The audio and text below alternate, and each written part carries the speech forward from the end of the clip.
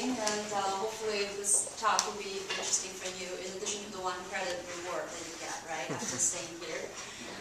So my talk today is about China and the global financial crisis. And the question basically I'm asking myself and also asking sort of all of you is, have we learned the right lessons, right? Have we learned lessons from the crisis? So that's basically my talk. So I'm going to start with sort of some of the lessons that I think that we have learned, right? Whether they're right lessons or wrong lessons, good or bad, right? So on the left-hand side of the column, you see some of the lessons that we see, right, in the popular media or in academic journal articles and so on. Some of the arguments that China's oversaving was the root cause of the crisis, right? Don't blame on us, right? It's them. It's Chinese that save too much, right? Which then generate all the other consequences, which we'll all talk about. It sounds very sort of bold claim, and some of you might think it's a little far-fetched. But if you read Paul Krugman, right? Who doesn't, right? Nobel Prize winner. And if you read Bernanke, right? Who doesn't? That chair, right? And all of them talked about the fact that the so-called global saving glut caused the financial crisis, right? So China is at least partly responsible for that, okay? That's one thing, that's one of the lessons we learned. The second is the U.S. needs to reduce spending. We need to tighten our belts. We can't live beyond our means, right, so to speak. And we need to push the Chinese to reevaluate their currency, right? Tim Geithner, Obama called Beijing and said, look, you guys should not keep your exchange rate too low, right? You need to reevaluate your exchange rate so that it makes Chinese goods more expensive for the United States, so that us, Americans, won't buy as much from China, right? That's, again, a very familiar claim. The third is, of course, China needs to increase their spending, right? They're not spending enough. And so they need to boost their domestic consumption and reduce their net exports, right? Which means they need to take an effort to reduce their net exports to the U.S. So those are the lessons, again, very popular and make sense, right? Now, on the right-hand side of the column, which I think should be some of the lessons we learned, right, from the crisis. One thing is, I believe, and I will show you, right, some of the evidence that is the U.S. debt-driven consumption and investment and speculation, those kind of spending in general, and financial deregulation, right? Those are the root causes, right, of the crisis. And the second is, I think there's much more to do than just reducing spending. In fact, I don't think reducing spending is the right approach, right? The right approach is the U.S. needs to do a holistic of structural adjustments, right? Following the structural Keynesian and new Marxist sort of insights, a lot of the structural imbalances that sort of made the economy the way it was. With the rising financial power, with the shrinking wage shares and the rising profit shares and all of this, right, that pushed the households into debt. And I think that's the lesson the U.S. needs to learn. Now, as for China, right, I also think that China has a whole list of structural adjustments, right, need to happen. How to adjust the balance between service industries and the industrial sector. How to adjust the balance of urban and rural and internal demand and external demand, right? Some of the things that I think are important for the future, right, of China and the world economy. Now, it is a sort of an ambitious project. There are a lot of things to talk about here, so I will just focus on a few things, especially the Chinese part. Okay, so far so good? Any questions? All right. Okay, so this is just a sort of a recap, a revisit of what has been said about the role of China. Whoa. So that's, again, the so-called global saving glut thesis, right? And it's very famously associated with Bernanke, right? He wrote a series of articles and speeches that basically condemned the global saving glut. As he put it, China and other emerging Asian economies, as well as oil exporting countries, they oversave, okay? Which generate a lot of current account surpluses, which means these countries will accumulate their foreign exchange reserves, right? That's actually a fact, right? China has accumulated $1.4 trillion of foreign exchange reserves, and $887 billion were invested in the U.S. Treasury securities, which is about 23%. of the total treasury securities issued by the U.S. government, right? So that's kind of a mind-boggling thing, right? A lot of people would sort of cry out. The fate of the U.S. economy now is in the hand of the Chinese because they hold 1/5 of our federal government's debt, right? So again, I think Bernanke was concerned about that. So he's talked about, the foreign exchange reserves accumulation by China, which is in turn investing in dollar assets, particularly U.S. T-bills. And as a result of this investment, the long-term interest rate in the United States was pushed down, right? Because all this liquidity, all this demand for assets, which drive up the price of the assets and drive down the real interest rate in the United States. The asset price was driven up, right? And that basically induced the assets borrowing by the United States, the households, right? The idea is that things, the loans are so cheap to get, right? You can easily get, back to 2005, 6, 7, you could easily get those, mortgage loans, which I'll talk about in a little bit. So this kind of excessive borrowing, which eventually, right, triggered the collapse of the house of cards, right? We start with mortgage market fallout, right, as the common sayings go, right? What comes down, what comes out always would come down, right? So the mortgage market fell out, then the credit markets froze, security markets collapsed, and finally we end up with the Great Recession that we have just experienced, right? And we're still on the way out of the Great Recession. So that is basically a very brief summary, right, of the main point of how this global saving glut caused the crisis. Now, just to give you a little bit of evidence, right? I'm not just setting them up. I'm not just saying what people are saying. Here's just something that can show you exactly what's written down. Okay. This is Bernanke in 2005 in one of his speeches. He basically said the key asset price effect, the global saving glut, appeared to have occurred in the market for the residential investment. Okay, so again, because the large investment by the Chinese government pushed down the borrowing cost and pushed up the asset price, and that was manifested mainly in the residential investment. This is another very famous Harvard, economic historian, Neil Ferguson, who talked about in his 2008 book, he coined this sort of phrase, Chimerica. Okay, so the idea again, Chimerica was the cause of the surge in bank lending, bond issuance, and new derivative contracts. Okay, and it was again, as Bernanke called it, was the saving glut. Why the U.S. mortgage market was so awash with cash in 2006, and you could get a 100% mortgage with no income, no job, and no assets. Okay, so again, those kind of liar loans, right, can be so popular, can be so prevalent, was because again, there's someone out there who are willing to lend, which is the Chinese households, right? They send their savings abroad to finance the borrowing and the investment in the U.S. households. Okay. Last quote from Martin Wolf. Do you all read Financial Times? Yeah, so again, a very famous columnist who talked about, again, many blame the United States predicament on the policies of the Federal Reserve and lax regulation of the financial system. But again, given the pattern of global savings investment, the U.S. emerged as the world's borrower of last resort, right? So the U.S. is at least as much the victim of decisions made by others, Chinese, right, as the author of its own misfortunes, okay?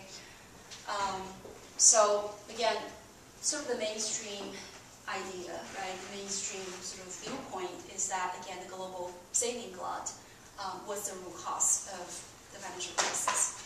Now, I won't go into theoretical critique, because I'm sure all of you understand the shortcomings of global funds theory, or if you don't know, that's good, because that means you're going to go to graduate school and learn more about that stuff, right? But I'm not going to bore you with the theory stuff. Let's just look at some empirical evidence, okay? Why the saving glut, even if it exists, right, it doesn't cause the financial crisis. That's basically my argument. Again, I'm not denying there is global imbalances, right? Again, that's the fact. The U.S. is running a huge trade deficit. Back in 2005, 2006, the net exports was negative 6% of GDP. Okay, so that was pretty large. And China is running huge net exports, current account surplus. Again, there's nothing can be denied about that. But again, the question here is whether or not global saving glut caused the financial crisis, right? That's what I'm picking on. So here's some of the sort of evidence, right? Whether or not the Chinese exporting too much, whether or not the Chinese invest too much, and that caused the problem. Now, I would sort of draw your attention first to the left panel, which basically shows the U.S.'s monetary policy and fiscal policy. Okay, so if you look at 2001, look at the Fed funds rate. It was cut dramatically, right? You see the sharp reduction in the Fed funds rate, and here is the federal government budget deficit to GDP ratio. And again, what you're seeing here is a pretty large decrease in the early 2000s, but then it increased, right? So the government spends more money, and the Fed is cutting interest rate, right, to stimulate the economy.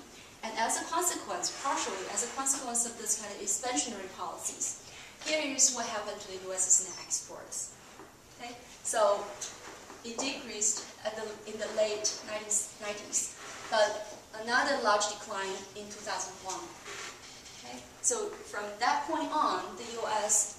has been importing a lot, and their net exports have declined. Right, that happened if you see here, right at the very beginning of 2000s. Okay, this is Chinese's net export to GDP ratio. Okay, when did we see a large increase in the net export to GDP ratio? That puts it right about 2004. Okay, so again, if Bernanke was right, what we should be seeing is the Chinese net export increased sharply, right? And at the same time, the U.S. net export should fall sharply. Those two should go together, okay? But we have a timing problem here. The U.S. started to import a lot, which enabled the Chinese to export a lot, okay? So that's one thing that I want to sort of just draw your attention, right? I didn't do any time series econometrics test here, but just eyeball it, right? You can see there's a kind of timing problem here, okay? It doesn't make any sense that this caused this. This is basically the whole point. Okay. Yeah? What matters is not net export. What should matter is the balance of payments. Right. So in that case, China's balance of payments started increasing its surplus in 2001 because of the opening to the rest of the world after joining the WTO. So the influx of FDI can contribute to that picture. So just looking at net exports is not going to give you the whole picture. Right. Well, the main component in the current account is the trade surplus and trade deficit, the trade balance. And I agree with you, it could be the financial account that caused the current account. The financial inflows caused the current account deficit or surplus. That could happen. But what I'm saying here, again, it takes two to tango, right? If the U.S. start to import a lot from China, that's how China got its large exports. So I don't dispute the fact there might be other reasons that caused the Chinese sort of rising net exports in 2004. But I think it's just there is a timing mismatch here because one took place first and then the other one took place. And if you look at WTO accession, you're right, that happens about 2000, right? So it took, if you're right, 2 years of time lag for the net exports to rise sharply. But, we can talk about that. All right, so that's the first piece of evidence. The second part is, again, remember the argument. It's because the large Chinese investment in the U.S. that pushed down the long-term interest rate in the United States. Okay, so then the question that we should ask is whether or not that's a U.S. thing, right? Is it the long-term interest rate, the decline of which, was it constrained only in the United States? Okay, because if the U.S. received a large Chinese savings, then it should be the case that only the U.S. interest rate dropped. Other countries' interest rate should not drop, right? But again, that's not the case if you look at the Eurozone. Now, this gives you a sort of time trend. You could sort of focus since the 2000. right? The trend for the Eurozone, their long-term interest rate has already also been trending down since the 2000s. And as a matter of fact, Eurozone as a whole, instead of receiving foreign savings, they actually are net export of capital. In other words, they have been running net export surplus, right? The net trade balance, right, is in surplus. So in other words, in the Eurozone, they did not receive the so-called Chinese saving, and yet their long-term interest rate is also falling. Okay?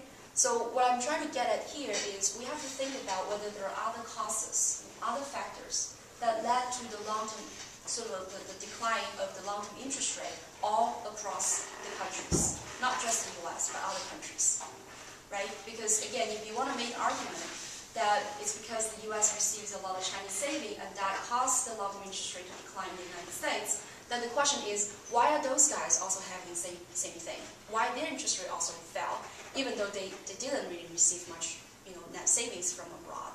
Okay, so that's the second sort of, at least if you don't want to sort of call it evidence, right? At least it's a doubt, right? Why that's the case, it needs an explanation. Now the third point here is, if the arguments were right, okay, if the Chinese sent abroad all the savings and invest in the U.S. Treasury bills instead of the corporate and the private sector securities, then what we should be seeing is a widening of the yield between the Treasury bills and the private bonds. Okay, again, if all the money is invested in the Treasury bills, we should drive down the price of the U.S. Treasury and lower its yield. Sorry, should drive up the price of the Treasury bills and drive down the yield. Right. So this one should go down, and this one is the corporate bonds, which are not an investment by the Chinese, right? Not an object of investment by the Chinese. Then we should see this yield going up. But what you're seeing here is, again, since 2000, the yield spread is not widening, but it actually narrowed up until the crisis hit in 2000. Then you see the widespread because of risk premium, right, on the private bonds. So again, this is another evidence, right? Again, why is the case that the yield spread doesn't increase if one bond receives more investment than the other? Okay. Number 4. I apologize for not having the time here. Basically, here is 2005, 2006, 2007, the first quarter of 08, second quarter, third quarter, and the end is the fourth quarter of 09. Okay, I'm not sure why it disappeared from my table. But anyways, what I'm showing here is, again, the idea is that even if we receive the capital or foreign savings, right, from the rest of the world, this is the rest of the world, it doesn't explain why we see this tremendous credit expansion within the United States. Okay, so this is the ratio between the domestic credit expansion versus the borrowing from abroad. Okay, so in other words, when we borrow $1 from the Chinese, okay, let's say someone, individual A or B, received $1 saving from China, borrow $1 from China, we leverage on that $1, and at home we give out $6 of loans. Okay? So again, it owns an explanation why this kind of amplifier effect got so large. Okay? So this is the borrowing by different sectors in the United States. Right? The red line is domestic borrowing. The green line is domestic financial sector borrowing. Right? So the red line includes the governments, the households, and the non-financial corporations. The green line is the financial sector. And then the yellow one is the foreign borrowing. Okay, so what you're seeing here is, again, a spike, right, in the financial sector borrowing. So in other words, there's a tremendous increase in the leverage, in the credit expansion in the financial sector. So that basically is a sort of an example. Okay, some of the names are, again, very familiar, even though they were gone. Right, Bear Stearns, Lehman Brothers. When you're looking at their leverage ratio, in other words, the equity divided by assets, it increased tremendously, right? The first column is from 2003, and then the last one is 2007. So what you're seeing here is all those big investment companies, right, investment banks, over time, right, in this 5 years, have increased tremendously their leverage ratio. Okay? In other words, they're, again, using a lot of financial leverage to give out credits. So that's one thing that we, again, have to ask ourselves, right? If we borrow some money from the Chinese, but then why did that end up amplifying the whole pool, right, of the credit supply? Okay? Then finally, that's the last piece of sort of certain arguments why the financial crisis wasn't really sort of caused by the saving glut. Now, the first row there, again, should be very familiar for those of you who have taken international economics, right, or macro for that matter. It's basically identity. Private saving, public saving, the sum should be equal to external balance, right, external saving. Now, Bernanke seems to suggest that the causality runs from the left to the right.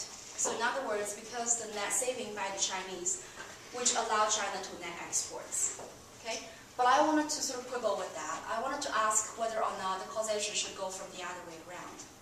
Okay? In other words, the reason that the Chinese are able to net save is because they have the opportunity to export to the U.S. Again, it's the U.S. that allowed China to net export, which enabled China to run net saving, right? To accumulate net saving. So what I want to get out from this is, what I think is, China cannot force the U.S. to borrow. Okay? China cannot force the U.S. to purchase goods and services from China. It's the U.S. that exports, right? It's the U.S. net imports that allow China to net export and to net save. Okay? So that is basically the first part of the sort of the presentation. It might be a little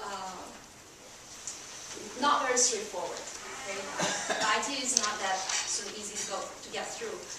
The second part is much sort of more straightforward. Okay? It's more, I would say, intuitive. Now the lessons, again, what I would say from looking at the causes of the financial crisis, and I think a lot of the sort of cause mechanism, right, was because of this credit-driven consumption and credit-driven investment spending, and the resultant private debt accumulation, right? And that itself, this kind of private debt accumulation, was a product of the whole so-called financialization process, where the financial power, right, rose at the expense of the industrial capital and also of the working class. Okay, so if you're thinking in terms of separate the capital and labor, and within the capital you're separating financial capital and industrial capital. So what we're seeing is the rise of the financial expansion. Now, I don't have the time to go into detail. There are a lot of references to that. But as a result of that, I think the lesson we need to learn is it's not to cut spending per se, right? Again, instead of calling out the Chinese and asking to revaluate their currency so that the U.S. can spend less on Chinese imports, I think the more important thing is we have to rethink our financial system. We have to strengthen, right, investment, production, industrial jobs, and income growth, so that consumption spending and investment spending are not predicated on debt accumulation. In other words, we don't have to borrow to consume. We don't have to borrow to invest. Right? We want to have real income growth either through wages or through industrial capitalist profits that allow us to expand in a sustainable way. Okay? Now, turning to China, again, one thing that we should not sort of deny is that China was hit quite hard by the crisis, even though some of you might jump up and say, look, China grew at 8.9% last year, 2009, right? That was just kind of a joke, right? When other countries are growing almost at 1% or less than 1%, right? China is growing at 8.9%. So what do you mean by China was hard hit by the financial crisis, right? Well, there are some impacts. There are some negative consequences of the financial crisis, which I'll point out just in a minute. But to start, to say, first of all, China wasn't hard hit in its financial sector. Okay, the banking sector was so far, we're still quite in a healthy condition. Even though, again, some of you might talk about the real estate bubble, the back loan, and so on and so forth. But just to look at the immediate impact of the financial crisis on the Chinese banking system. First of all, the Chinese banking sector does not or did not have a lot of the U.S. toxic assets, right? The whole mortgage securities were not the big chunk of assets in the Chinese banks' books, okay? So one thing here, what I want to just give an example. For the three biggest state-owned commercial banks, Bank of China, Industrial Commercial Bank of China, and China Construction Bank, all the toxic assets amounted to only 1.08% of the total equity and 0.05% of the total assets. Okay, so that is how insignificant those toxic assets are as far as those banks were concerned.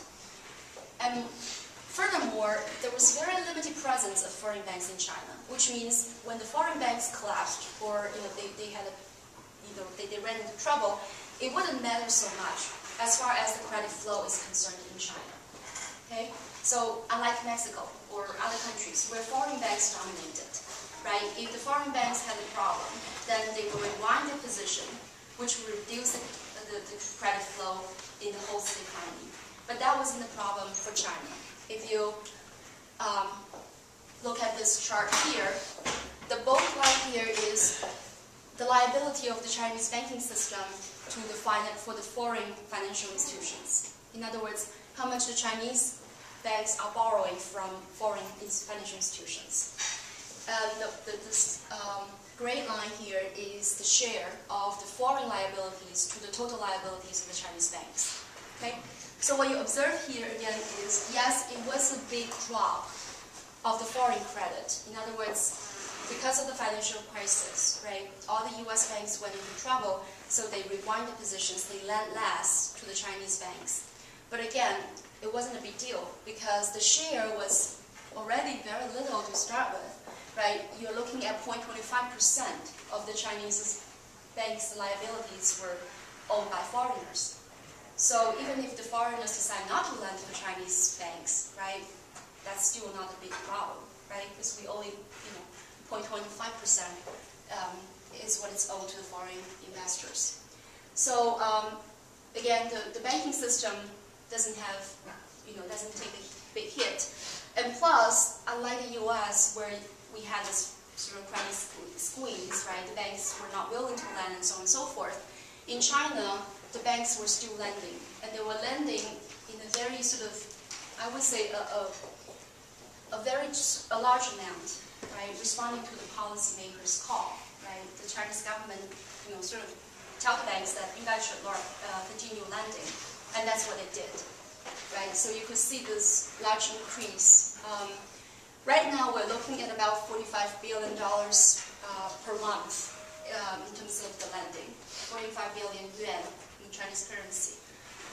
In fact, right now, we're looking at a slightly reduction in the bank lending because, again, the Chinese banks, the Chinese government started to worry about inflation, started to worry about the housing bubble. So they actually told the banks not to lend much. But again, the banks themselves don't have problems with the ones that we had in the United States. Okay. Now the financial sector wasn't badly affected, but the real sector, the productive sector, was pretty hard hit. Okay? I'm taking a quote from McNally, who basically pointed out that China's high export dependency and status of the world's premier manufacturing platform create vulnerabilities as Americans and Europeans drastically reduce consumption. Okay? And I just wanted to sort of point out the real impacts are transmitted through the foreign direct investment and trade. Okay? So the first panel on the top here is the change in the foreign direct investment. Okay? So what you're seeing here is, again, the foreign investment dropped from about $11 billion a month at the very beginning of 2008 to less than $6 billion as of November 2008. and then it started to get up and down a little bit, right? But the point is, the foreign investment became not only sort of volatile, more volatile, and it actually declined. Now, foreign direct investment is important for China in the sense that it accounted for about 50% of the of exports. Okay, and it was also very important in terms of manufacturing production because a lot of Asian investors, open factories in China and produce from there. So if foreign investors don't come, that means we'll lose the manufacturing capacity, we'll lose a lot of industrial jobs as well as exports. And this is the net export, the export growth and import growth. So again, for Chinese, right, this is really dismal, right? When the export growth became negative. Okay, again, net export was the driving force of the Chinese economy, which showed in this table. Okay, here is demand structure of the Chinese economy. Consumption. Now the number here again, some people may quibble with this, right? It just seems to be too low. Maybe data are not consistent, as the way we measure consumption in the United States. But again, the trend itself is notable, right? The consumption spending to GDP ratio fell from 50% to now about 36%. Now, what was the share of consumption in the United States to GDP? 70%, right? So you could, compare easily, right? The consumption level is low. Now, that means we have a demand deficiency, right? What took up the gap? Net exports and investment, right? Because government spending since the 90s, right, it pretty remained quite stable at 13-something%. But the net exports and the fixed asset investment, this is what took up the demand gap, right? If people are not consuming, to drive the economy, we have to have net exports and investment growth. Okay, so that's why again net exports is so important for China. So that's why when the U.S. economy tumbles, net export dropped. China's net export dropped. That will reduce employment and so on and so forth. Right? This is the growth of fixed asset investment and exports. Okay, so again, what you see here is the reason that we are able to maintain high growth in investment is because we have this export demand. Okay, because domestically we cannot digest all the expansion of production capacity. So what we end up doing is again encouraging investment growth, but then ship the goods abroad, right, through the exports. So if China depends on those channels, right, investment, export growth, then when the world economy is in trouble, China, would be hard hit, right? So there is just again some sort of evidence of how the manufacturing sector has been, hard hit. Here is the purchasing management index. It turned negative, right, at the peak of the crisis, and then now it started to go up. And then one thing always, always on the mind of Chinese policymakers, one of the biggest challenges that they have is to make sure that 100-something million workers get a job, right? Because that's not just economic problem, it's also political, social, what have you, right? That's the biggest concern. So here are just some of the evidence that when export sector declined, right, when net export declined, a lot of inventory workers were sent back home, and that created, large unemployment, so on and so forth. And the worst thing is it's not showing up in the official statistics. If you today ask a Chinese official, they will tell you the unemployment rate of the country is 4.2%. Okay, but that's kind of really incredible because you just need to go to China, right, walk on the street, or go to the labor exchange sort of place. You see all those workers are looking for jobs, right? So job reduction and manufacturing decline was one of the biggest sort of negative impacts. All right. The last part of the presentation was to look at some of the policies the Chinese government has done, trying to stop this free fall of the economy and also trying to boost the long-term growth.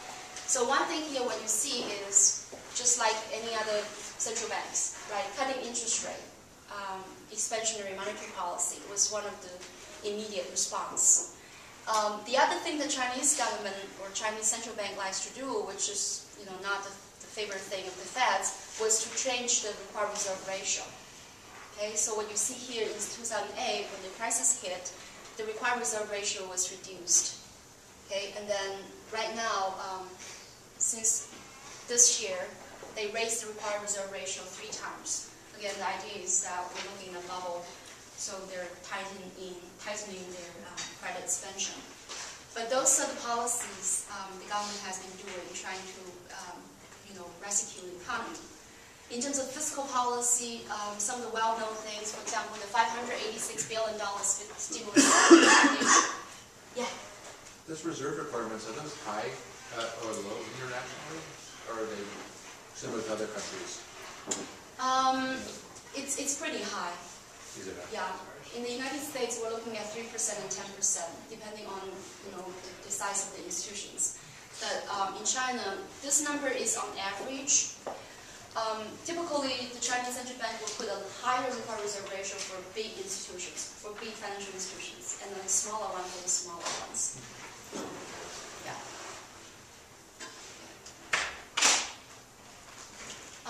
So this is just sort of the fiscal policy, right? Some of the things that it receives really sort of international, sort of high-profile thing that China is committing so much GDP, right, to help stimulate the economy. So that's the $586 billion stimulus package, mainly used for housing projects, infrastructure, a little bit of ecological projects, and so on and so forth. But other things the government have done is, again, idea is to stimulate consumption. Right? They give out rebates, give out subsidies, trying to stimulate consumption. Pretty much answering the call of the international community that China needs to spend more. So that's what they were trying to do. So again, I think the right lesson here is the Chinese government, they did respond very quickly. Right? Before the financial crisis, they were actually concerned about inflation. They were tightening credits. They were trying to cut fiscal spending and so on and so forth. Once the crisis hit, right, they immediately took a 180-degree turn. They started to, lend out more. They started to spend more, to stimulate the economy. And for that, I think we should give the Chinese government some credit, right? So that is the right lesson. We need to do these things when the economy is in crisis.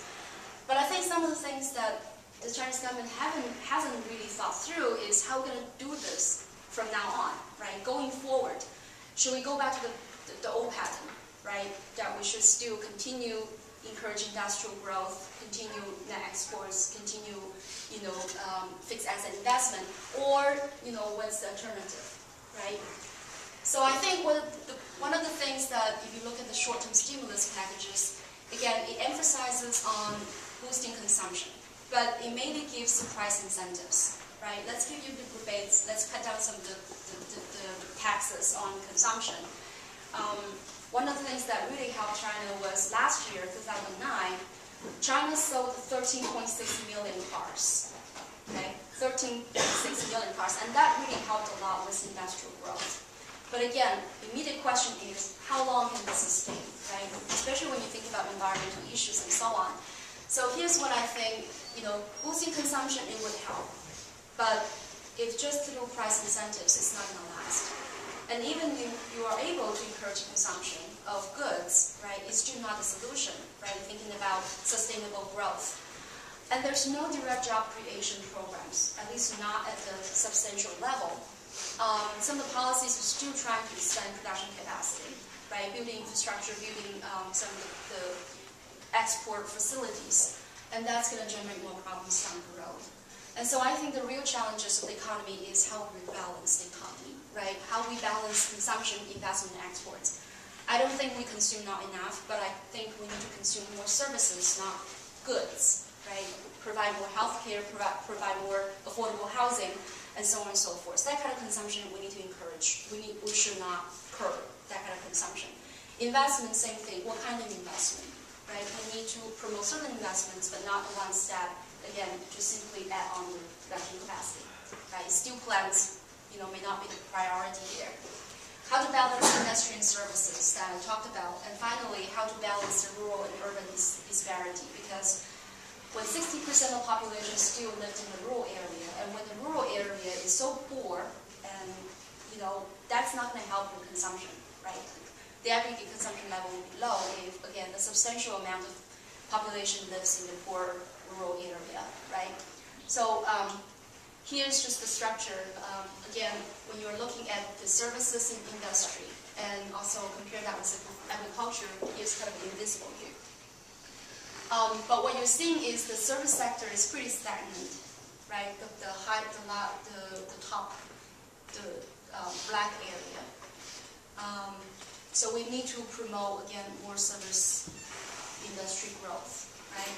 And here is, again, just the growth rate, right? Agriculture is down, but the services is still much lower than the industrial growth.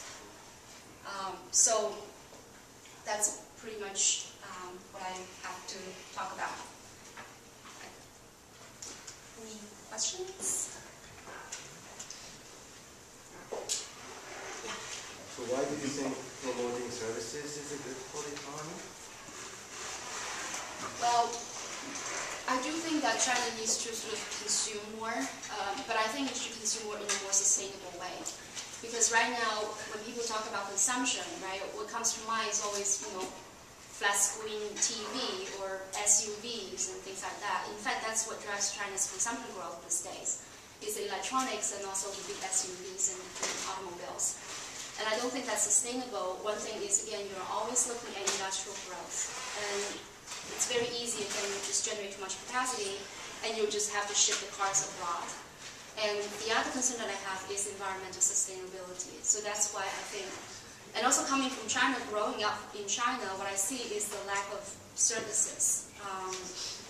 Elderly care, child care, Medicare, education. So what I'm thinking is, that kind of imbalance would need to be addressed. Yeah. But given the level of per capita income, still this kind of economy has to be in the process of manufacturization, and people. There's no question that people would pursue materialistic affluence in this kind of level of development. And stressing services or non-materialistic affluence can be one of post-modernistic views, which can be achieved only in highly developed economies. So can people living in the poor areas, can they just give up their materialistic goals? Well, I would say yes and no. I mean, you're right. The certain material needs have to be satisfied, right? Especially in the rural area, they still need a refrigerator, they still need washing machines. I don't deny that. But what I'm seeing here is the very much the urbanization and the huge consumption sort of binge on those, newly invented merchandises and so on. And I think you're right. If you look at the historical pattern, a lot of countries, right, they grow, they follow certain patterns. They start with agriculture, then industry, then services. So there's, like you said, probably an income level that we cannot circumvent. But here's what I think. I think China is kind of unique. It's a big country, and we have learned a lesson from those industrialized countries that, somehow we want to go back to the simplest, a little bit more simplified way of living, right? Instead of spend, produce. And so what I'm thinking is, can China avoid, taking the long road, right? Always following the pattern of what other countries have done, and then go back and say, maybe I should have chosen a different path. I'm just, exploring the possibilities, whether or not, that can be done. But I don't deny, especially in the rural areas, some of the consumption of goods, right, still need to be promoted. But then another thing, though, is how to sustain this kind of consumption growth. A lot of people nowadays, I just read one article today on Financial Times. They were saying that China needs to increase the consumption credit, right? To give more credits to households so they can buy things and borrow consumer credits. And I don't think that's the good way to do. That's what I sort of talked about. We don't want it to go the way that the Americans have just experienced, right? Have 13 credit cards in your wallet and you go and spend as if the money's for free. I think what's more important is, again, create more jobs and create more sustainable jobs and income, so that would be able to allow them to consume more. So, yeah. Yeah, I had a question. So, well, a lot of what China ends up doing when they're talking about their sustained growth and then how they got hit by exports going down and everything is mainly because China is consisting of this giant space of like at night you can't even see anything but 3 to 5 cities there because nobody else has any lights. So do you think maybe the reason why it would be unsustainable is because if you live in a city, you can get by, you can do just fine because you're following the economy. If you live outside the city, you can have nothing unless you can grow it yourself. And probably about, what, 95% of the population lives in that situation. I think after a while they're going to get a little unhappy. Yeah, right now the rural population is about 60%. But you're right, China has sort of launched this huge urbanization sort of effort since the 80s already. But yeah, I think what you're getting at is we need to somehow balance this kind of growth, right? Try to maybe promote more rural growth instead of just turning more into urban cities. Yeah, or instead of just subsidizing them so they can afford something temporarily. Okay. Yeah, I think the kind of policies have been sort of put forward trying to develop more rural industries, right? One thing that I didn't talk about is in my slides, which is Beijing had allowed more flexible policies with regard to the land use, because right now land is still controlled and owned by the government, right? Actually, by the people. But one of the things that the government tried to do is to give more flexible use of land to the peasants, so they could, use their land and they can sell or they can do anything, but to promote more sort of rural industrial, growth. So try to kind of shrink the gap between rural and urban areas without having all these people moving to the urban areas. Yeah.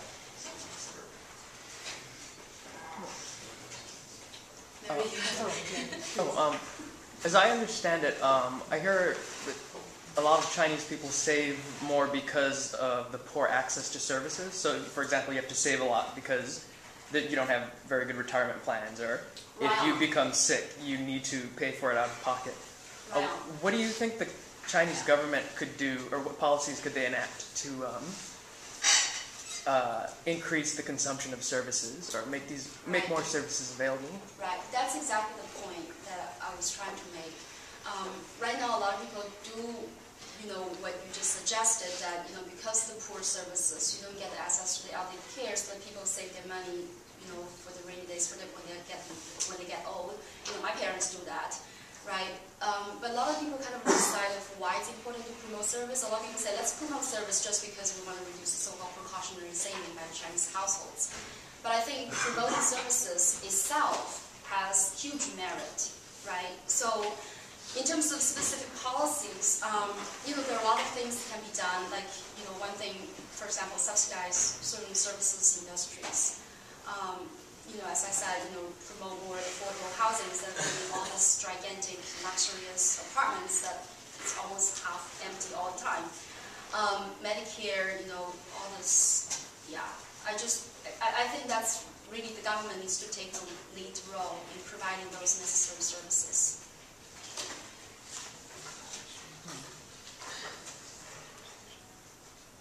It's really hard to imagine, having studied China in the old days, what this transition is back from all the old stuff people talked about when the state was really in charge of the whole economy, and it was learned from Dajai, and steel was going to get made in rural areas all over the place. And it's then hard to imagine what it must be.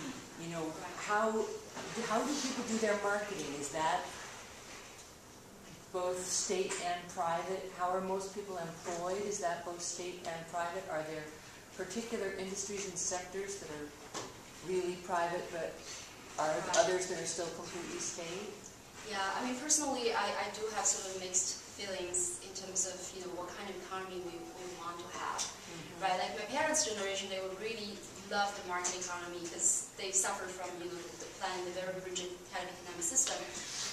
But, I think more and more people start to realize market is not only potent, it's not just a wonderful, kind of, mechanism that can make everything happen. Right now in China, I think we probably, it's again, based on the official sort of statistics, right? Most of the commodities and whatnot are controlled by the markets. So it's following the market sort of forces. Only the so-called strategic, right, like national defense industry and telecommunication, transportation and tobacco, heavy industries, those are sort of still controlled by some of the state-owned enterprises. But the rest, it's pretty market determined. So now the question is, whether or not that's the economy that's the most desirable, right? Just to say, we let the market control everything. So should we reintroduce the state back in to take care of, some of the services, the very strategic services, right? And also jobs. I think that's a very important thing, right? Like again, in my parents' generation, after they got the degree, right, they're sent by the government to different industries to work. So for sure they have a job, right? Whether or not they like it, that's a separate thing. But nowadays, we graduate about 4 million undergraduate every year. And I should show you some pictures, or you can Google it, right? If you go to those job fairs for undergraduates, you just can't believe it. I mean, just one position, 3,000 jobs, 3,000 applicants. And so I think the state can take a bigger role in generating jobs and so on.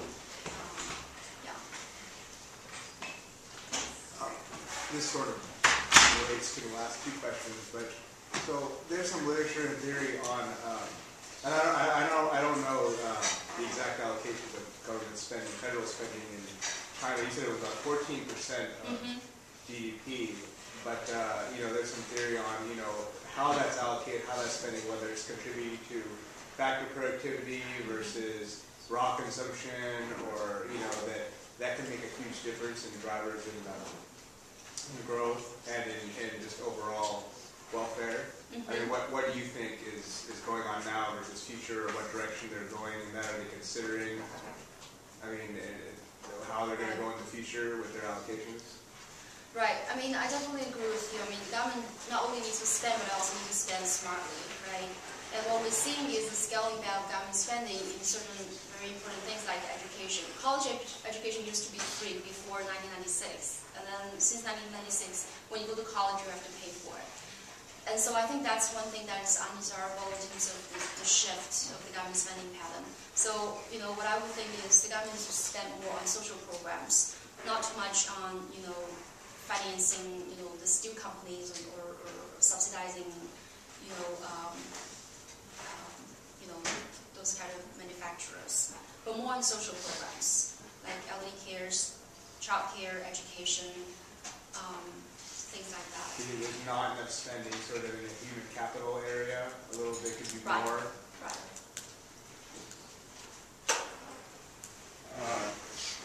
I really know nothing about East Asia, but That's if good, you want so to I talk can lie. about Go ahead. Sorry. if you want to talk about urban-rural patterns and goals, the evidence from the West is absolutely overwhelming. The definition of hell is to be a peasant. And propositions to keep people in the countryside are the same as maintaining low standards of living, and that has been tested in at least 50 countries.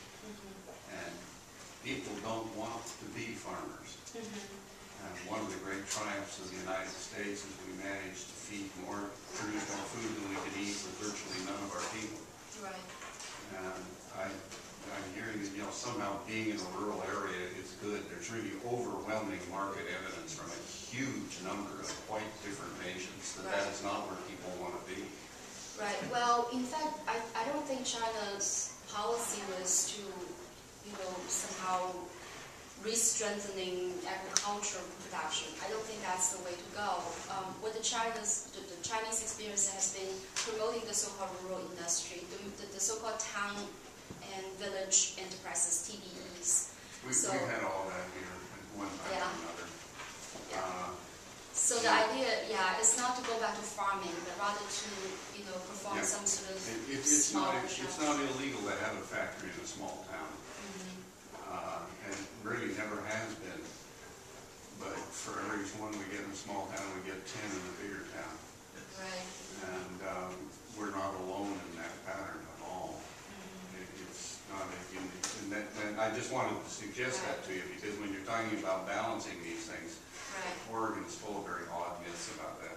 Secondly, could you throw up that thing where the second or third slide where you're doing Bernanke and the recommendations, and you've got, you know, SIXTXM. There we go. All right, now, he wants China to save less. And that's, so it won't loan it to us. Does he say anything about what China ought to do with it then? With what? Yeah, well, if you go through the equilibrium, the sense I got from the way you explained it, and I'm used to seeing this SITGXZ, that's why, or XN, but that's why I could cite it. It sounded to me like essentially what he wanted was for both countries to engage in policies to make their populations poorer, which is a very odd way of fixing any kind of a recession. Well, I wish we heard that. Well, yeah, I think the idea is that, you know, China needs to spend more and save less, and the U.S., you know, need to do the reverse. So Americans should spend less and save more. So we should save so that we don't have to borrow from the Chinese to save. Exactly. So Americans have to be more poorer so we could invest the same. Yeah, I think if... You see what I'm saying? Yeah, I still think yeah. that when you got through explaining that, the sense to me was that both countries were going to get poorer, and that doesn't really strike me as a neat idea.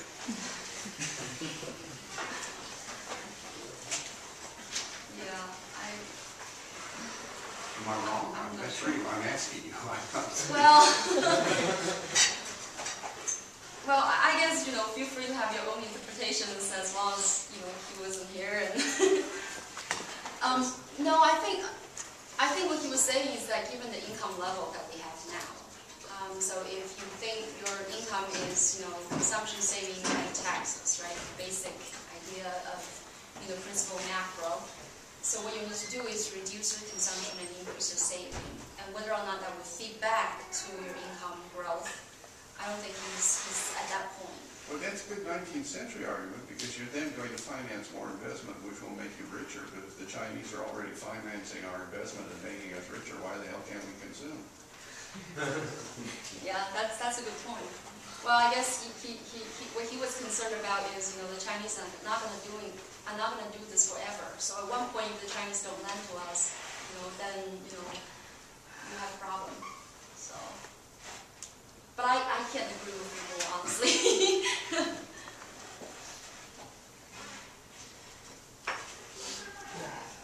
One of the things I was going to say, you said that at some point they could stop lending us money.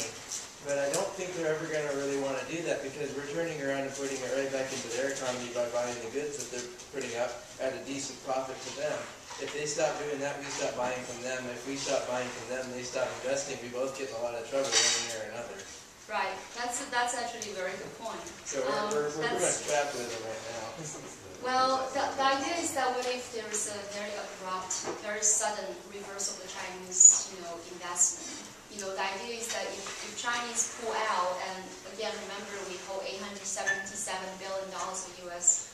Treasury bills, right? The idea is that if Chinese dump that assets, this will make the dollar collapse, right? Because now all of a sudden you have $877 billion of dollar, you know, increase in the demand for dollar, and then, you know, you're going to sell your goods. Then, you know, the idea is that the dollar is not going to sustain its value. So that's what, you know, kind of make people worried about. But I think you're right. There's no incentive or no interest for China to do that, right? First of all, they owe you $877 billion, right? If the dollar loses value, you guess, you know, how much the asset is going to worth for China. I think that's the point that actually quite a lot of people are making. James Galbraith, if you ever hear when he talked about this, it was like, you know, there's no way the Chinese want to do that, right? Imagine you are having a bunch of commodity, you know, gold or whatever. You don't want to screw the price of gold because you have so much in stake.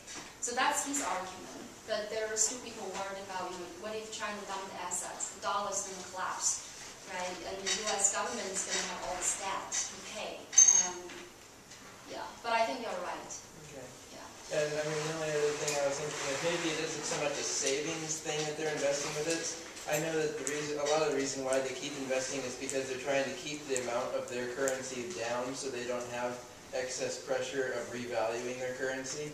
If they had a lot more of it, they'd have to consider bumping the value of it up. But as long as they keep buying our bonds and buying our money from us, they get to keep the same amount of currency and they can leave it alone and have fewer people complaining about it. Well, yeah, there are different explanations as to why China accumulates so much reserves. It's actually one of the patterns of all these sort of East Asian emerging economies. So one of the arguments is the so-called mercantilist purpose, right? We accumulate the reserves, keep the currency value low. But the other sort of explanation is the production purpose. In other words, we accumulate the dollars because we never know if one day foreign investors decide to pull out, right? Then we'll have to have the currency. We have to have the foreign exchange reserves to meet that sort of demand. Honestly, I don't know which one is the sort of real explanation as to the purposes, right? You have to ask the Chinese policymaker if he's honest. Maybe you get the right answer. Sure, they'd be thrilled to talk about it. Right, definitely. So I would think, because what you see is the large accumulation of reserves by all these Asian economies since the 1997 financial crisis. So I kind of think that there is a reason for them to accumulate reserves just in case, right? If there's a large capital outflow or whatever, they would have the dollar to meet that commitment. Aren't China's foreign reserves like a way higher number compared to their debt to foreign countries than other countries? That's a good point. I know where you're going from there. Yes, because the foreign exchange reserve now is $1.3 trillion, and its external debt was only about 30% of the GDP. So I can't tell exactly on top of my head, but yeah, it has pretty small external debt, but it does have more reserves than it ever needs to meet that debt commitment. I'm interested in your ideas on increasing social spending. Just to clarify, you want to encourage social spending because on average it creates, I've read some statistics, it creates more employment than spending on infrastructure? Or is it a combination because you're saying that if you spend it on infrastructure, you're going to just be creating more capacity to produce more goods to export that's like part of the cycle, or is it more of a social sustainability? I think it's both. I would think it's both.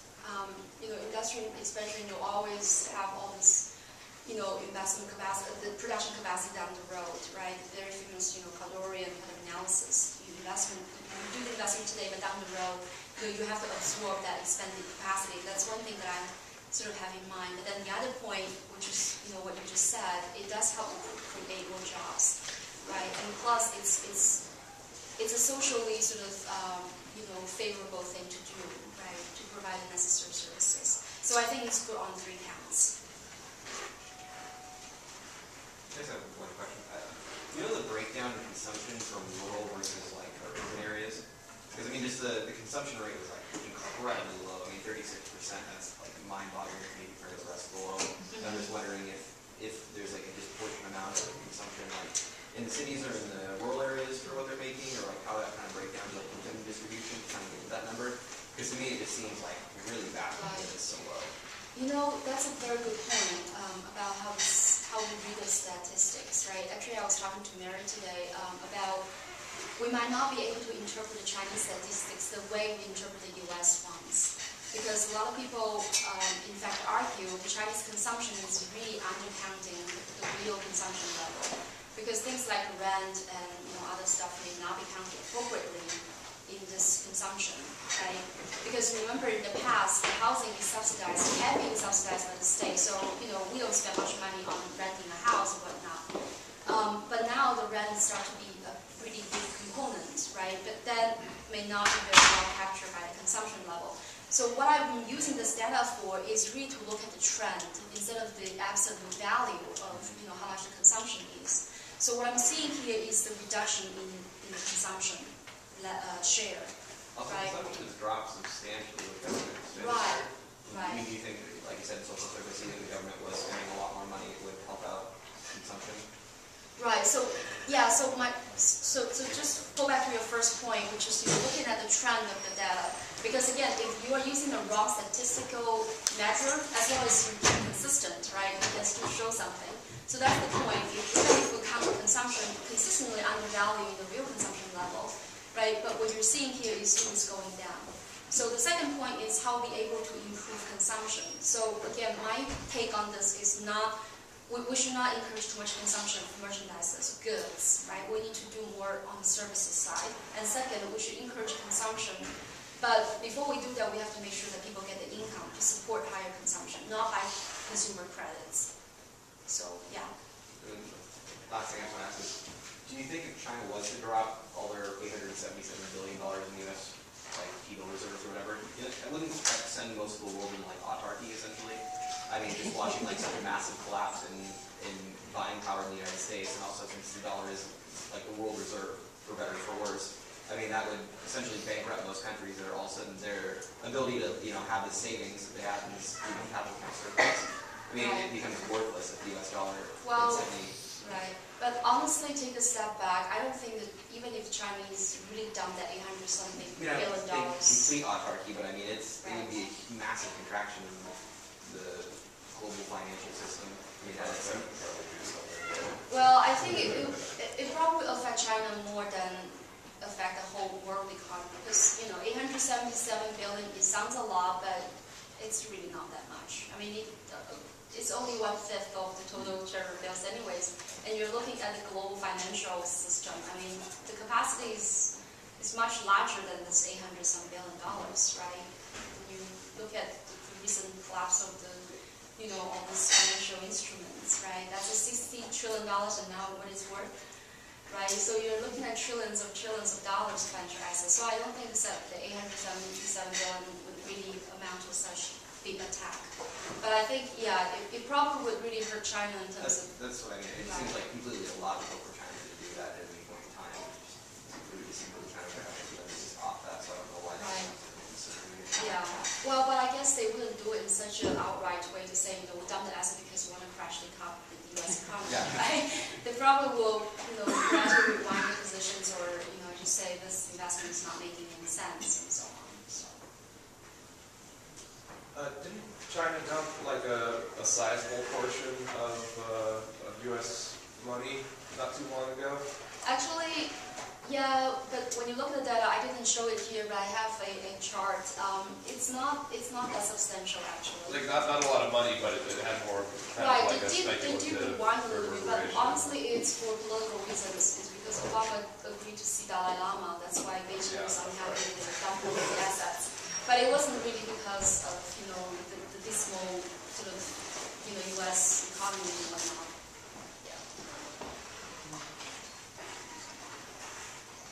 I would love to keep pestering with questions all day, but we won't do it forever. But I do want to ask you, to watch the Chinese do a stimulus of that proportion was enough to make you really wish we had a central government, that could do something. And similarly, watching investment in solar technology has made me wonder if the Chinese are going to make a big push into more sustainable and green infrastructure, or if you get the feeling that they're just more hedging their bets and kind of going in every direction.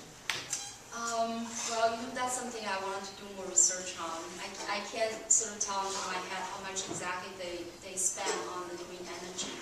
But there was this sort of, at least, this kind of sentiment that we need to develop more alternative energies, given all this. Because China's steel is pretty much based on coal, and again, it creates so much pollution, and it also creates a lot of social problems, because the mining industry was miserable. It's just not, socially desirable. So I think there is this kind of mentality to have more green energy infrastructure and so on and so forth. And I think for the for the $500 billion of spending, they did put ecological and environmental projects in one of them. And I know they did a lot in like the Northwest where there's plenty of sunshine and all this other stuff.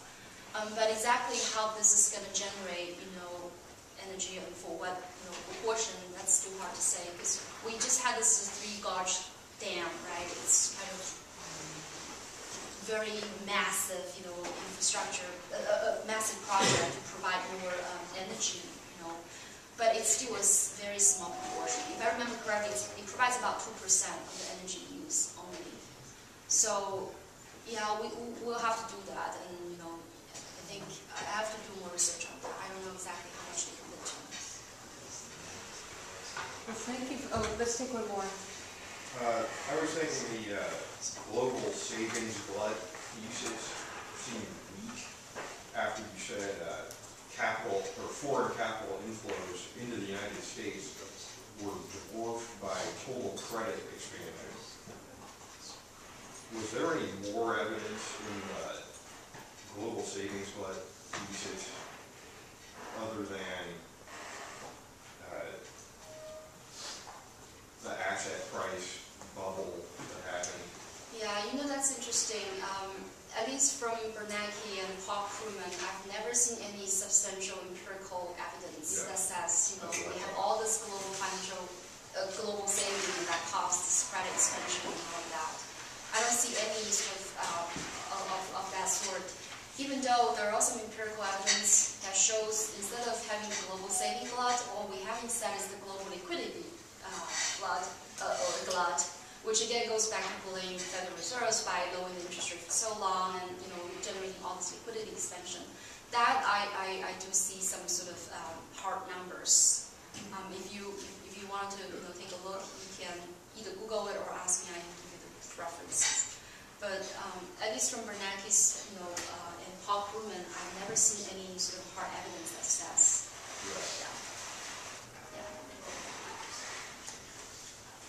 Thank you so much for your patience. Thank you so much for your patience.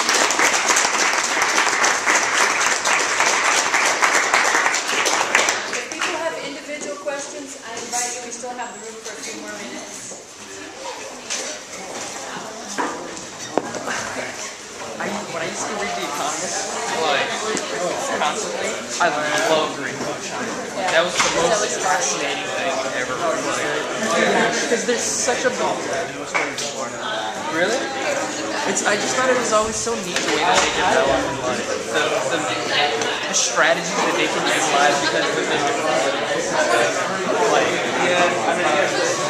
to me, it's constant. Yeah. Discussion never What's like it's repeating a lot of main points over and again. Yeah. I look like they're a crazy country. Like all those BRIC countries